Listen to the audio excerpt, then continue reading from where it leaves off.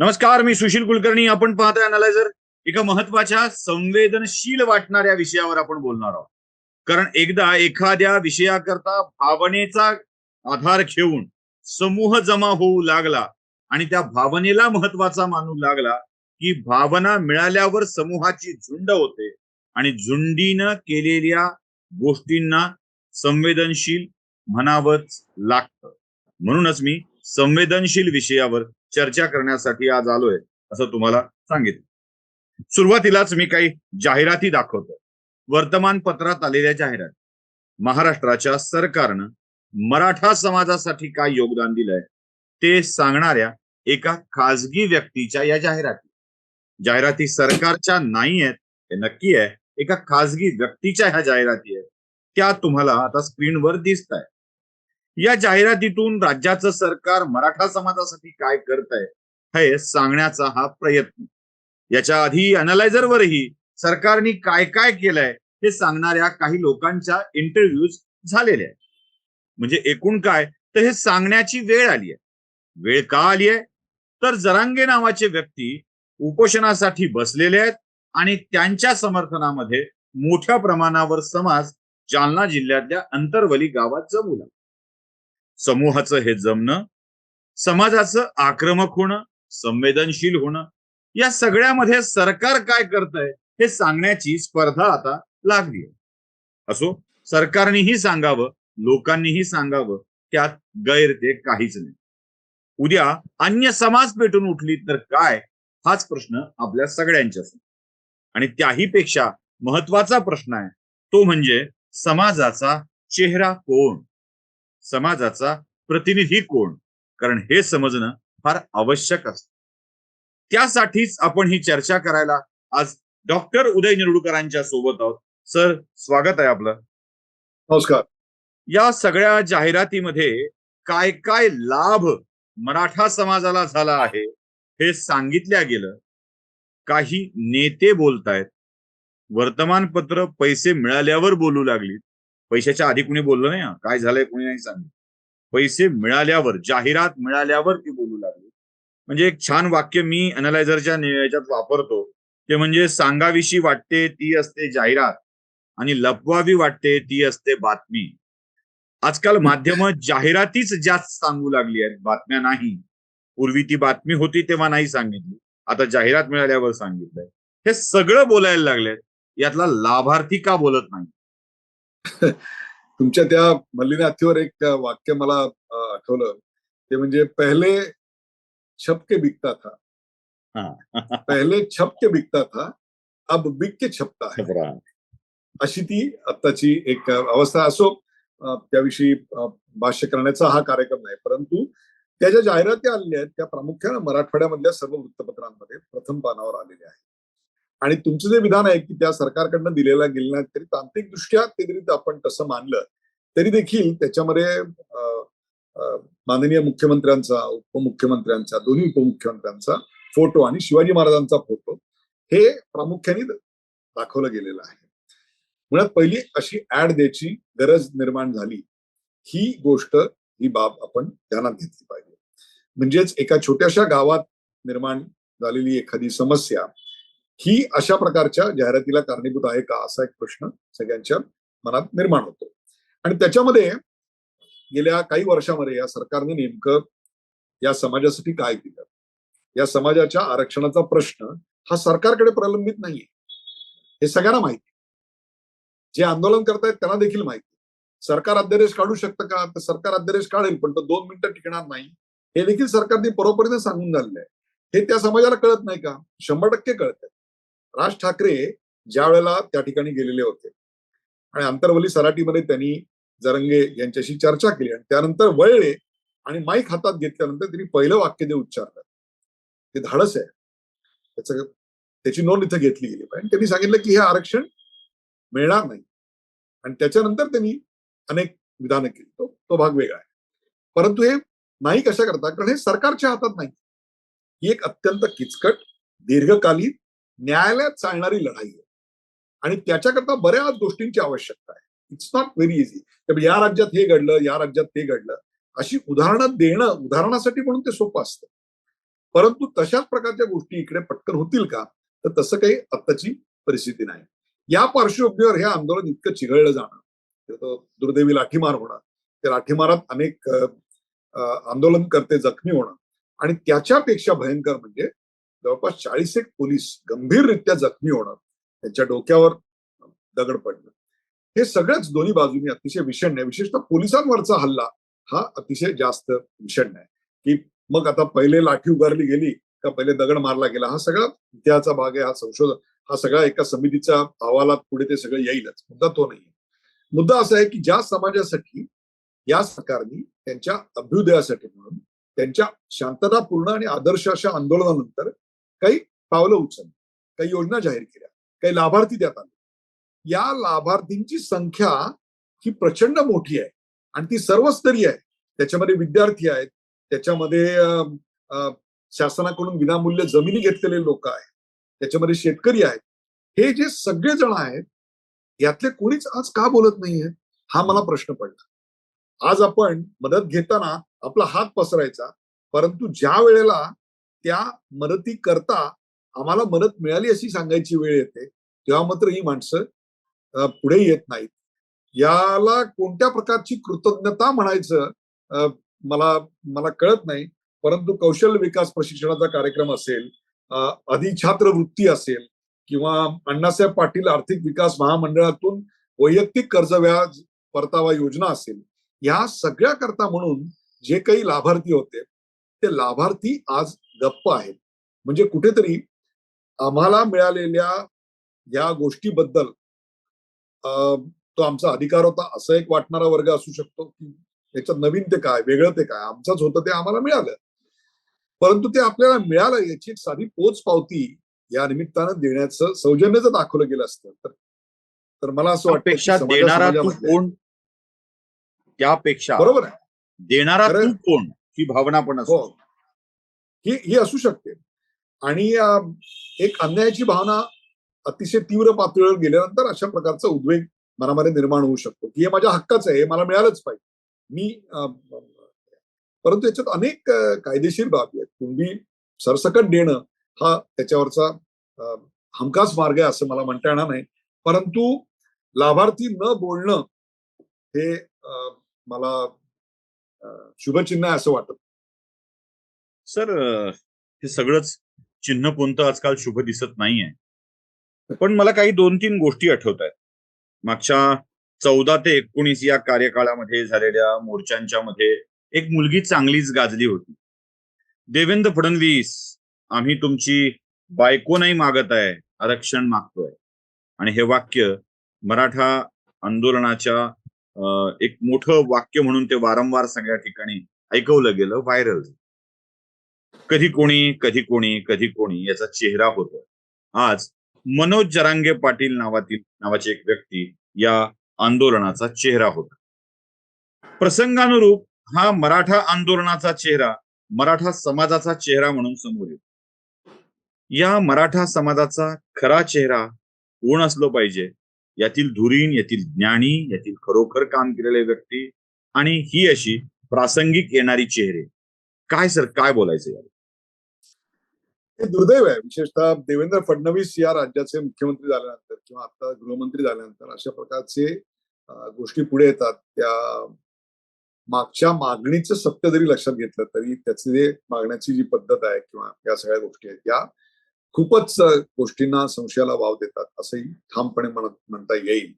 आणि ती जी विधानं होती की आम्ही हे मागतोय ते मागत नाही आहोत वगैरे, ही भाषा एका राजकारण्याबद्दल बोलली जाणं, मुख्यमंत्र्याबद्दल बोलणं ही सभ्यतेचं लक्षण आहे असं मला वाटत नाही. की जिथे तुम्ही सभ्यतेचा आणि मोर्चे कसे काढावेत याचा आदर्श निर्माण केला गेला की अक्षरशः कागदाचा कपटा सुद्धा कुठे राहिला नाही किंवा एक काचही फुटली नाही, एक डोकंही फुटलं नाही किंवा पोलिसांना काही फारसं काम नव्हतं. अशा प्रकारचेच 50हून अधिक मोर्चे निघाले. यातनं मागणीची तीव्रता कळलेली आहे. याच्यातनं नेमकं काय करायला पाहिजे हे देखील समोर आलं आहे आणि तसे न्यायिक लढे सुरू झाले. न्यायालयाचा एक लढा एका पातळीवर आहे, त्याचबरोबर समाजाच्या अभ्युदयासाठी म्हणून मग त्या शिष्यवृत्त्या असतील, हॉस्टेल्स असतील, रोजगारासाठी काही जमिनी असतील, काही रोजगारासाठी पैसे, पतपुरवठा असेल, हे सगळं दुसऱ्या बाजूला आहे. मला असं वाटतं हा जो दुसऱ्या बाजूचा भाग आहे ना तो अतिशय महत्वाचा आहे आणि त्याच्यातनच खरी अभ्युदयाची ही गोष्ट होणार आहे. परंतु एकाच गोष्टीसाठी आपण हटून बसणं आणि त्याकरता आपण पणाला लावणं आणि तो जो चेहरा आपल्या मागणीकरता पुढे येणं तो चेहरा खरोखरच एका प्रागतिक मराठा समाजाचं प्रतिबिंब आहे का, तर त्याचं उत्तर नाही असं आहे. असे अनेक मराठा उद्योजक मला माहिती आहेत. अशा अनेक उद्योजकांनी बनवलेले प्रोडक्ट्स छोटे छोटे हे आता चंद्रयानामध्ये गेलेले आहेत. It's a very great thing, great achievement in नाव. अनेक परदेशी विद्यापीठांमध्ये या समाजातली लोक उत्तम प्राध्यापक म्हणून तरी नाव मिळवलेलं आहे.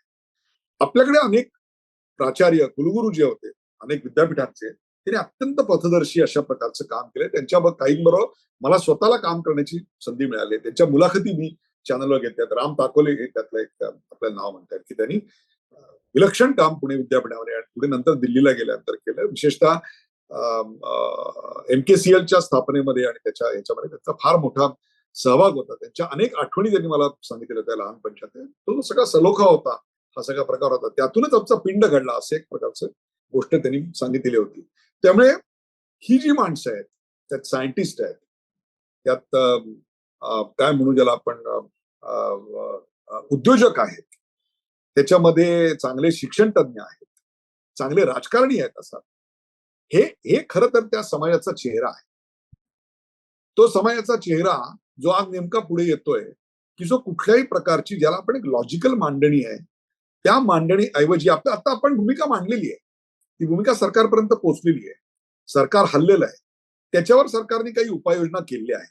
त्या उपाययोजना आपल्याला मान्य नसतील एक वेळ, परंतु सध्या कुठल्याही युद्धामध्ये आता प्राप्त आहे ते हातात पदरात पाडून घ्या आणि पुढच्या आंदोलनासाठी, पुढच्या उर्वरित मागण्यांसाठी मग वेगळ्या पद्धतीने आपलं आंदोलन चालू ठेवा. याला एक शहाणपण असं आपण म्हणतो. परंतु अशा प्रकारची गोष्ट जी लादून मिळते ना ती फार काळ टिकत नाही. जी तुम्हाला कायदेशीररित्या, नैसर्गिकरित्या सहज स्वीकारून मिळते ना ती अनेक वर्ष टिकत असते. आपल्या मागण्यांमुळे जर आपल्या अशा ठेक्यामुळे जर दुसऱ्या कुठल्या एका मोठ्या समाजावर अन्याय होत असेल तर आपण महाराष्ट्रामध्ये एका शॉर्ट टर्म गेनसाठी एका लॉंग टर्म विस्तवाची ठिणगी पेटवत नाही होत ना, याचा विचार देखील सम्यकपणे करणं गरजेचं आहे. आणि मला अतिशय कौतुक वाटतं की आतापर्यंत मराठा समाजाने तो संयम दाखवलेला होता. आतापर्यंत मराठा समाजातलं जे नेतृत्व येत होतं, ज्या गोष्टी मांडल्या जात होत्या त्या इतक्या समंजसपणे, आणि त्यांनाही त्याची जाणीव होती की इट्स नॉट इझी. मी जस्टिस सिरपूरकरांची एक मुलाखत घेतलेली होती, बाबा सावंतांची मुलाखत घेतलेली होती. त्या दोघांनी स्पष्टपणे सांगितलेलं होतं. ते दोघंही न्यायमूर्ती आहेत. सुप्रीम कोर्टामध्ये त्यांनी, हायकोर्टामध्ये त्यांनी जज म्हणून काम बघितलेलं होतं. आणि सिरपूरकरांनी तर अशा प्रकारचेच खटले त्यांच्या निवृत्तीच्या अखेरच्या काळामध्ये त्यांनी जाट, गुर्जर असे सगळे चालवले होते. त्यामुळे त्यांची एक या विषयातली अथॉरिटी आहे. त्यामुळे याचं जे एक कायदेशीर पेच आहे हा सगळा त्यांनी व्यवस्थितरित्या मांडलेला होता. आता आपली जी मागणी आहे ती मागणी आपण एका टप्प्यापर्यंत लावून धरलेली आहे. त्याच्यानंतर जीव धोक्यात घालणे आणि समाजाला वेठीला धरणे आणि आपण समाजाचं नेतृत्व आहोत अशा प्रकारचा एक आभास निर्माण करणे हे त्या समाजातल्या धोरणांना बाकीच्यांचं मान्य अमान्य, सरकारला मान्य अमान्य हा नंतरचा मुद्दा आहे. परंतु त्या समाजातल्या धोरणांना तरी हे आता यापुढे चालणारं, परवडणारं, रुचणारं असं आहे का? त्यांनी एका छोट्या गावात उभं राहून एक आंदोलन उभं केलं. त्याला एक रोज 4-5 हजार लोक भेटायला येत आहेत. त्याची एक लोकप्रियता आहे. त्यांची मागणी त्यांनी मांडलेली आहे. यापूर्वी देखील त्यांनी अशा प्रकारच्या भूमिका वारंवार मांडलेल्या होत्या. त्याबद्दल कौतुक करावं तेवढं थोडंच आहे. परंतु हीच मागणी यापूर्वी देखील आलेली होती. आता ती मागणी आजच्या आज झाली पाहिजे, त्याशिवाय आम्ही मागे हटणार नाही असं म्हणणं आणि तो चेहरा या समंजस समाजाचा पुढे येणं, हा समाज एकीकडे गावगाडा चालवलेला समाज, स्वतःच्या पोटाला चिमटा काढून तरी गावं दुष्काळामध्ये, पुरामध्ये, भूकंपामध्ये जिवंत ठेवलेली मी पाहिजे. लातूरच्या भूकंपामध्ये मला एक आठवतंय की त्यातला एक जो गावचा पाटील होता, तो पाटील सोलापूरला ऍडमिट झाला होता आणि तिथे जे स्वयंसेवक अनेक हॉस्पिटलच्या सगळ्या या व्यवस्थेवर जो ताण आला होता त्यात मदत करणारे होते, त्यांना मदत करायला म्हणून मी गेलो होतो. तेव्हा तो पाटील बाबा जेवत नव्हता. तर जाऊन त्याला ज्या स्वयंसेवकांनी विचारलं तेव्हा मी तिकडे उभा होतो. त्या पाटलांनी दिलेलं उत्तर फार महत्वाचं. तर तो म्हणला, मी जातीवंत मराठा आहे, गाव जेवल्याशिवाय आमच्याकडे जेवायची पद्धत नाहीये. तो म्हणतो 4 लोक माझ्या बरोबर जेवायला आता सुद्धा अंगावर काटा. तो म्हणतो गावात जर कोणी उपाशी असेल ना तर आम्हाला जेवण जात नाही. तो म्हणतो आम्ही बोलावून देतो एखाद्याकडे जर असं काही परिस्थिती असं कळलं तर म्हणे मी बोलावून देतो आणि त्याला माझ्या बरोबर पंक्तीला जे काही माझ्याकडे कांदा भाकर जे काही झुणका भाकर असेल ते त्याला खायला घालतो. हा जो एक गाव चालवण्याचा भाग होता त्यामुळे त्यांच्याकडे नेतृत्व जे आलं ना ते नेतृत्व स्वखुशीनं आले. मी याच हाच- प्रसंगाला अनुसरून जालना जिल्ह्यातली एक आठवण सांगतो सर. ती सांगणं आवश्यक आहे म्हणून सांगतो. याच जालना जिल्ह्यामध्ये एक आष्टी नावाचं गाव आहे, धोतरजोड्याची आष्टी.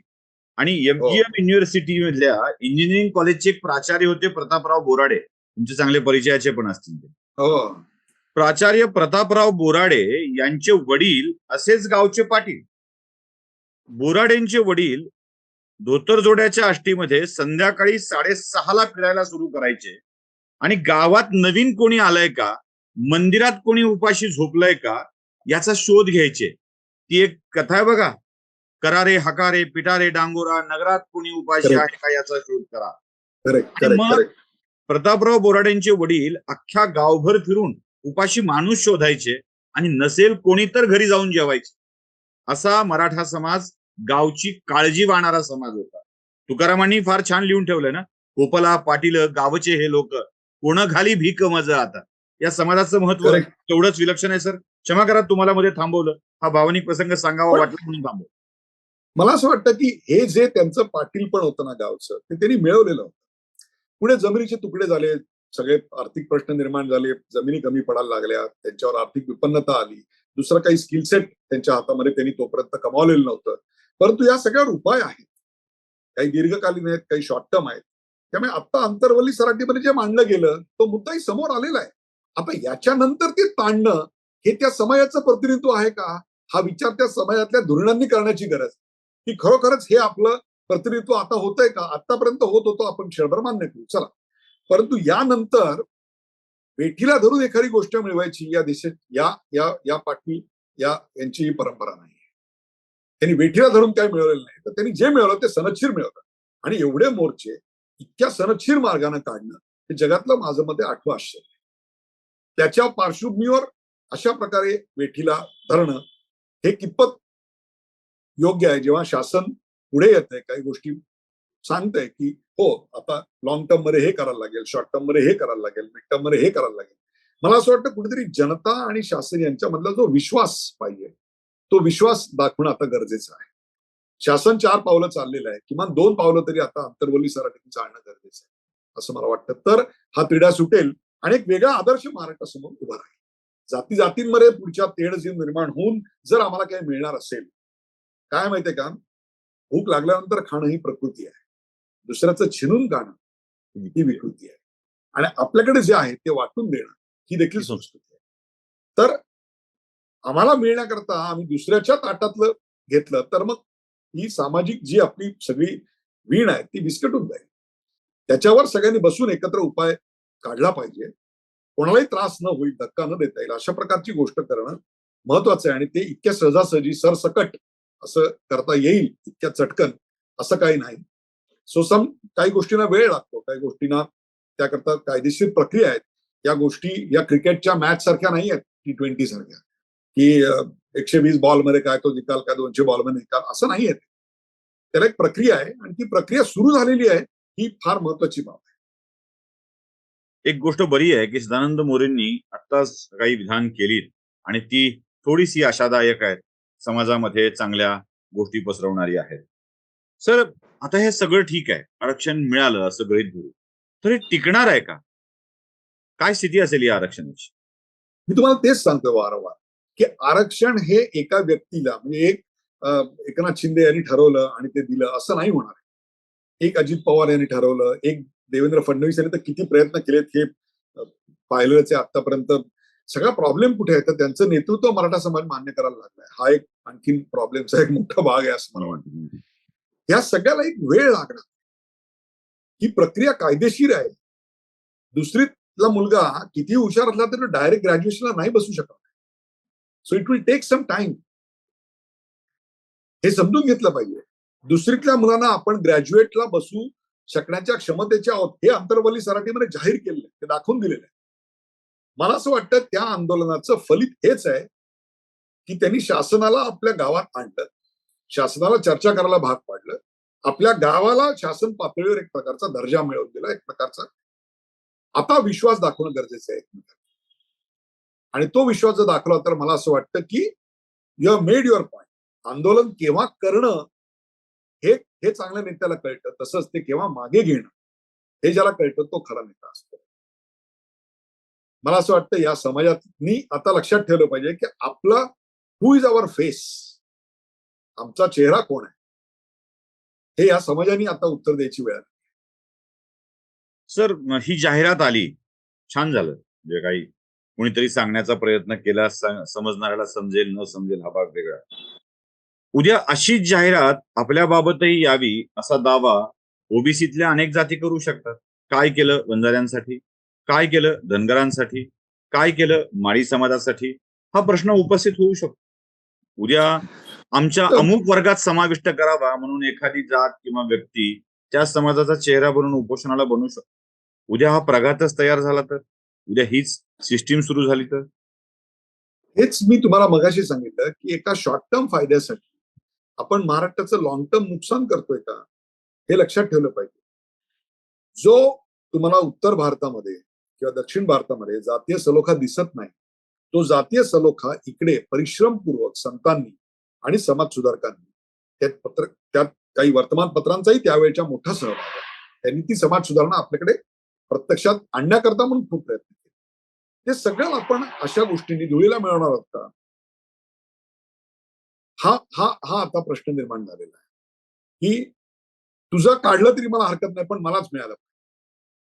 अशा प्रकारची जी एक भूमिका निर्माण होईल की ही उत्तर किंवा दक्षिणेतल्या काही राज्यांमधल्या काही गोष्टींची साधर्म्य साधणारी आहे, ती योग्य आहे का तर ती योग्य नाही. तर मला असं वाटतं की हा जातीय सलोखा टिकणं अत्यंत महत्वाचं आहे. मग प्रत्येक जात अशी पुढे येईल आणि मग हे असं वेठीला धरून शासन नाही होत. सर्वात महत्वाची गोष्ट म्हणजे शासन आणि जनता यांच्यामध्ये एक प्रकारचा समन्वय पाहिजे, विश्वास पाहिजे, तरच गोष्टी होऊ शकतात. तुम्हाला उत्तम उदाहरण देतो. कोरोना आपल्याकडे आलेला होता.